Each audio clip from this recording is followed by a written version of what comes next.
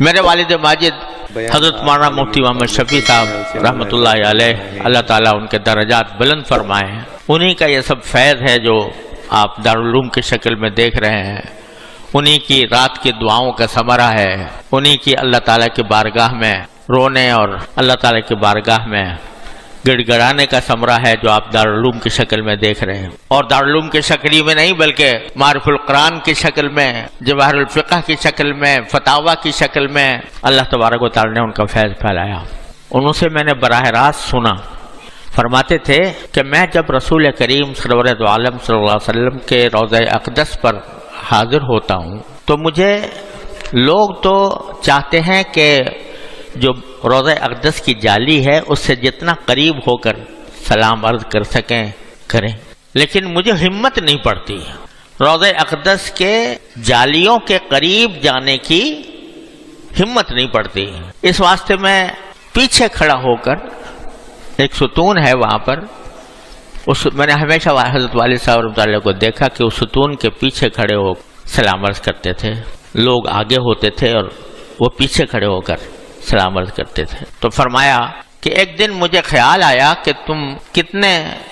محروم ہو کہ لوگ تو رسول کریم صلی اللہ علیہ وسلم کے اتنے قریب چلے جاتے ہیں، جالیوں تک چلے جاتے ہیں، اور تمہیں ہمت ہی نہیں پڑتی آگے بڑھنے کی۔ رسول کریم صلی اللہ علیہ وسلم کا اتنا قرب جو ممکن ہے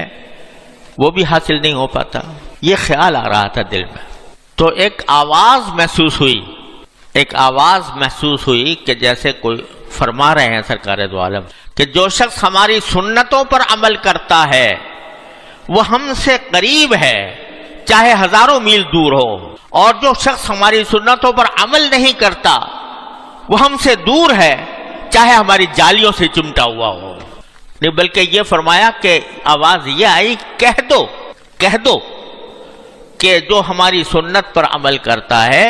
وہ ہم سے قریب ہے چاہے ہزاروں میل دور بیٹھا ہو، اور جو سنت پر عمل نہیں کرتا وہ ہم سے دور ہے چاہے ہماری جالیوں سے چمٹا ہوا ہو۔ چونکہ یہ فرمایا گیا تھا کہ کہہ دو، تو اس کا مطلب یہ تھا کہ آپ نے حکم دیا ہے کہ لوگوں تک یہ بات پہنچائی جائے۔ تو حضرت والد ماجد رحمۃ اللہ علیہ جلسوں میں، بیانات میں اس کو بیان کرتے تھے، لیکن اپنا نام نہیں لیتے تھے، کہتے تھے کہ ایک زائر کو روضہ اقدس پہنچنے کے بعد یہ آواز محسوس ہوئی کہ یہ کہا جا رہا ہے، تو یہ پیغام پہنچایا نبی کریم صلی اللہ علیہ وسلم کی طرف سے۔ اور حقیقت میں یہ پیغام، یہ تو ایک کہہ لو، اس کو کشف کہہ لو، یا اس کو غیبی آواز کہہ لو، یا دل میں القاء کہہ لو، جو بھی صورت ہو، لیکن خود رسول کریم سرور دو عالم صلی اللہ علیہ وسلم سے براہ راست سند صحیح، سند متصل کے ساتھ یہ بات ثابت ہے۔ تو وہی بات حضرت والد ماجد رحمۃ اللہ علیہ کے اوپر منکشف ہوئی ایک غیبی آواز کی شکل میں، اور حقیقت حال یہی ہے۔ اگر فرض کرو ایک آدمی پاکستان میں رہتا ہے، ساری زندگی کبھی اس کو روضہ اقدس جانے کا موقع نہیں ملا، اپنے وسائل نہیں تھے کہ جس کی وجہ سے وہ جن کی بنیاد پر جا سکے، نہیں گیا، لیکن سرکار دو عالم صلی اللہ علیہ وسلم کے سنت کے مطابق پوری زندگی گزاری، پوری زندگی رسول کریم صلی اللہ علیہ وسلم کی سنت کے مطابق گزاری، اپنے واجبات پورے ادا کیے، فرائض پورے ادا کیے، اور ہر شعبے زندگی میں رسول اللہ صلی اللہ علیہ وسلم کی سنت کو اپنایا، تو وہ یقیناً رسول کریم صلی اللہ علیہ وسلم سے اس شخص سے زیادہ قریب ہے جو ہر سال جا کر زیارت کرتا ہے اور نبی کریم صلی اللہ علیہ وسلم کی سنتوں پر عمل نہیں کرتا، اس سے زیادہ قریب ہے۔ آپ نے کیا فرمایا؟ انا وامرأۃ صفراء الخدین کہاتین یوم القیامہ، کہ میں اور ایسی عورت جس کے رخسار مرجھائے ہوئے ہوں فقر کی وجہ سے، فقر و فاقے کی وجہ سے، جس کے رخسار مرجھائے ہوئے ہوں، وہ قیامت کے دن میرے ساتھ اس طرح ہوں گی جیسے یہ دو انگلیاں۔ اور یہ فرمایا انا وکافل الیتیم کہاتین یوم القیامہ، میں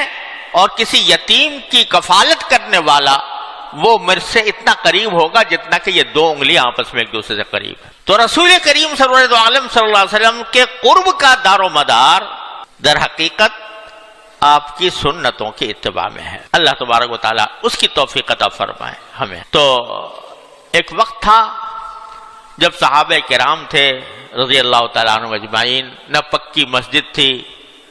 نہ کوئی رنگ روغن تھا، ایک چھپر سا پڑا ہوا تھا،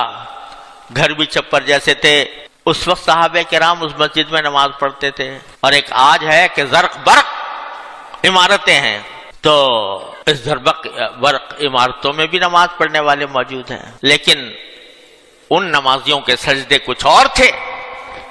اور آج نمازیوں کے سجدے کچھ اور ہیں۔ وہ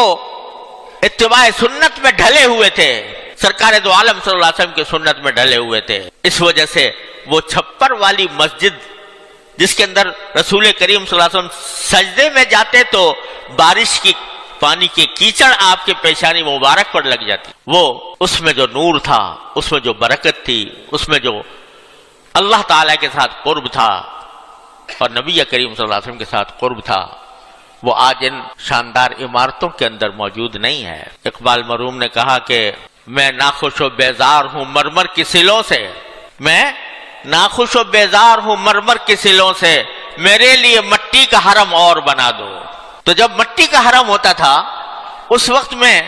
اس کی انوار و برکات کی کیا شان تھی، اور آج مرمر کی سلیں ہیں تو وہ بھی نہیں۔ بہرحال اور دوسرے موقع پر اس نے کہا کیا حرم کا تحفہ زمزم کے سوا کچھ بھی نہیں، کیا حرم کا تحفہ زمزم کے سوا کچھ بھی نہیں، یعنی وہاں کا تحفہ تو اصل ہونا چاہیے تھا کیا؟ اتباع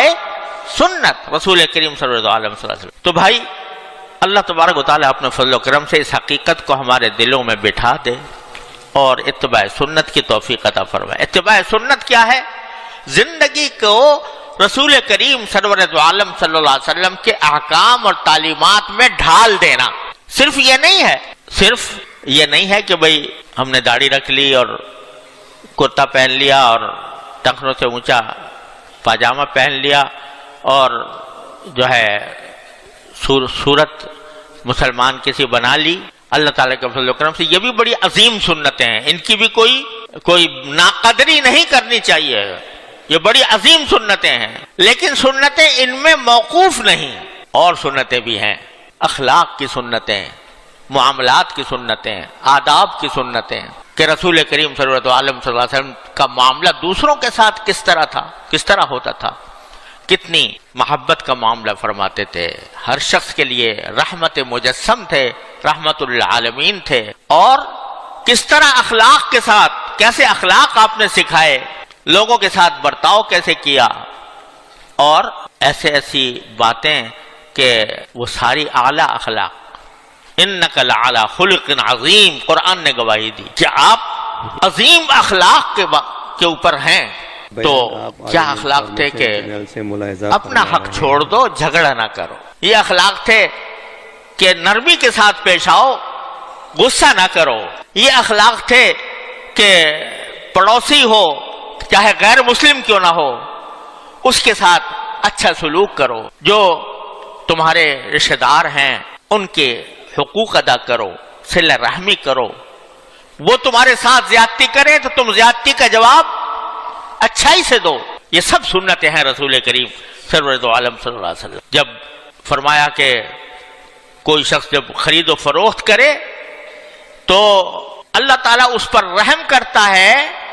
جو نرم ہو بیچتے وقت بھی، نرم ہو خریدتے وقت بھی، اور نرم ہو اپنا حق مانگتے وقت بھی۔ بیچنے میں نرم ہو کہ بھئی کوئی بیچارہ نہیں دے سکتا، چلو بھائی چھوڑ دو، تھوڑی سی رعایت کر دو، اور خریدتے وقت بھی نرم ہو کہ یہ نہ ہو کہ بائے کے اوپر بیچنے والے کے اوپر زبردستی کر رہا ہے کہ تم کمی کرو، اور وہ نہیں کرنا چاہتا، اس کا دل نہیں مان رہا، لیکن آپ اس کے سر پر مسلط ہو گئے اور کہے کہ نہیں کم کرو کم کرو کم کرو۔ تو یہ نہیں، بلکہ نرم ہو، لینا ہے تو لے لے، نہیں تو چلا جائے۔ اور اسی طرح دوسرے سے اگر حق مانگنا ہو تو اس وقت بھی کیا ہو؟ نرم ہو، یعنی نرمی کے ساتھ اپنا مطالبہ کرے حق کا۔ اور تو نرمی سرکار دو عالم صلی اللہ علیہ وسلم نے یہ سکھائی، یہ آپ کی سنت ہے۔ حضرت عائشہ صدیقہ رضی اللہ تعالیٰ عنہ سے آپ نے فرمایا کہ نرمی کے بارے میں، رفق کے بارے میں، کہ ما دخل فی شیء الا زانہ وما نزع عن شیء الا شانہ. نرمی جس چیز میں بھی داخل ہو جائے گی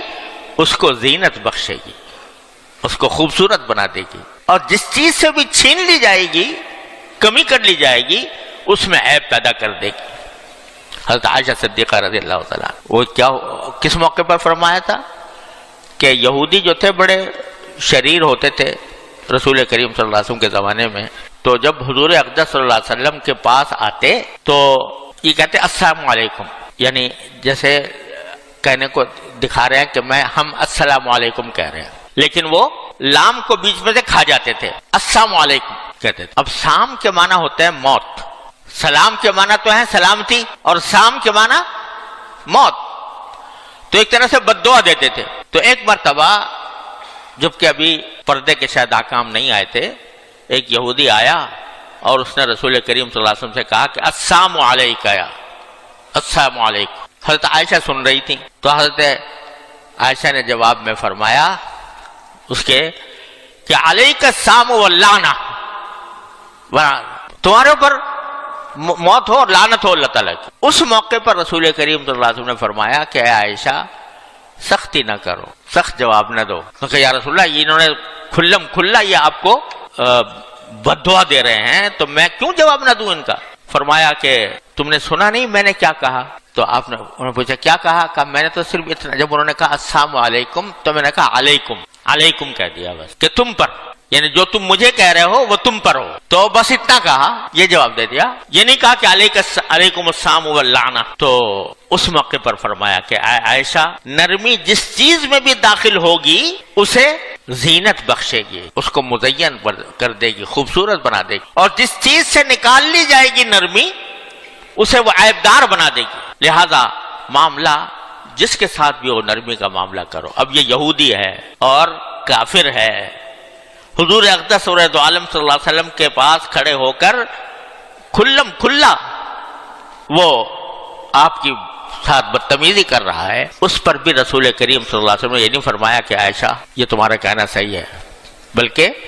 اس کو آپ کو نرمی کی تلقین فرمائی. تو ایک مسلمان جو ہے وہ اس کا اتباع سنت کا تقاضا یہ ہے کہ ہر معاملے میں وہ نرمی دکھائے. رحماء بینہم اشداء علی الکفار رحماء بینہم. صحابہ کرام کی تعریف میں اللہ تعالیٰ نے فرمایا کہ کفار کے مقابلے میں جب جنگ ہو جائے تو سخت ہیں، لیکن آپس میں رحماء بینہم، ایک دوسرے کے ساتھ رحم کا برتاؤ کرنے والے ہیں. دوسرا زیادتی کر رہا ہے وہ اس کے ساتھ ہے، لیکن میرا فرض یہ ہے کہ میں سنت کی اتباع میں اس کے ساتھ نرمی کا برتاؤ کروں اور اس کے ساتھ صلہ رحمی کروں. یہ ہے اتباع سنت. آج کل ہم نے اتباع سنت چند چیزوں کے اندر محدود کر لیا ہے، تو خوب سمجھ لو کہ یہ ساری چیزیں اس میں داخل ہیں.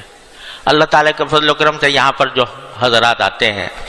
ان میں سے اکثر ایسے ہی ہیں جو الحمدللہ ظاہری طور پر نماز روزہ بھی کرتے ہیں اور اپنے ظاہر کے اعتبار سے بھی متبع سنت ہوتے ہیں، لیکن جو معاملات کے اندر، معاشرت کے اندر، اخلاق کے اندر نبی کریم سرور عالم صلی اللہ علیہ وسلم کی سنت پر عمل کرنا یہ بہت کم لوگوں میں ہوتا ہے، بہت کم لوگوں میں ہوتا ہے. اللہ تبارک و تعالی جس کو اہتمام عطا فرماتے ہیں اس بات کا کہ مجھے زندگی کے ہر شعبے میں نبی کریم سرور عالم صلی اللہ علیہ وسلم کی اتباع کرنی ہے، انہی کو پھر یہ معاملہ عطا ہوتا ہے. گالی کا جواب کبھی گالی سے نہیں دیتے، تانے کا جواب تانے سے نہیں دیتے، سختی کا جواب سختی سے نہیں دیتے، نرمی کا معاملہ کرتے ہیں. یہ وہ لوگ ہیں کہ جو نبی کریم سرور عالم صلی اللہ علیہ وسلم کے متبع ہے. آپ کو دیکھو کہ مکی زندگی میں کتنا آپ کو ستایا گیا، کتنی آپ کو تکلیفیں پہنچائی گئیں. آپ کے سر کی قیمت 100 اونٹ مقرر کر دی گئی، اور آپ کے صحابہ کرام پر کتنے ظلم اور ستم توڑے گئے. لیکن جب آپ فاتح کے طور پر داخل ہوئے مکہ مکرمہ کے اندر تو حضرت انس فرماتے ہیں کہ مجھے وہ منظر یاد ہے کہ رسول کریم صلی اللہ علیہ وسلم گھوڑے پر ناقہ پر سوار ہیں اور ناقہ پر سوار ہو کر حرم کی طرف تشریف لے جا رہے ہیں فاتح بن کر. کوئی اور ہوتا تو سینہ تنا ہوا ہوتا, گردن اکڑی ہوئی ہوتی, لیکن سرکار دو عالم صلی اللہ علیہ وسلم نے اپنا سر مبارک جھکایا ہوا ہے, اور یہاں تک کہ سینہ مبارک کے ساتھ تھوڑی لگ رہی ہے, اور آپ کے آنکھ میں آنسو ہیں, اور زبان مبارک پر یہ آیات ہے کہ انا فتحنا لک فتحا مبینا, اور اعلان ہے, عام اعلان ہے. جو لوگ آپ کے خون کے پیاسے تھے, جو لوگ آپ کے صحابہ کرام کو ظلم و ستم کے پہاڑ جنہوں نے ان کے اوپر توڑے تھے, ان سب کے بارے میں نام لے کر اعلان کرتے ہیں. من دخل دار ابی سفیان فہو آمن, جو ابی سفیان کے گھر میں داخل ہو جائے گا اسے امن, جو ہتھیار ڈال دے گا اسے امن ہے, جو مسجد حرام میں داخل ہو جائے گا اسے امن ہے. اور جب سب جمع ہو گئے, وہی لوگ, وہی ظالم جب جمع ہو گئے تو فرمایا لا تثریب علیکم اليوم انتم الطلقاء, آج میں تم پر کوئی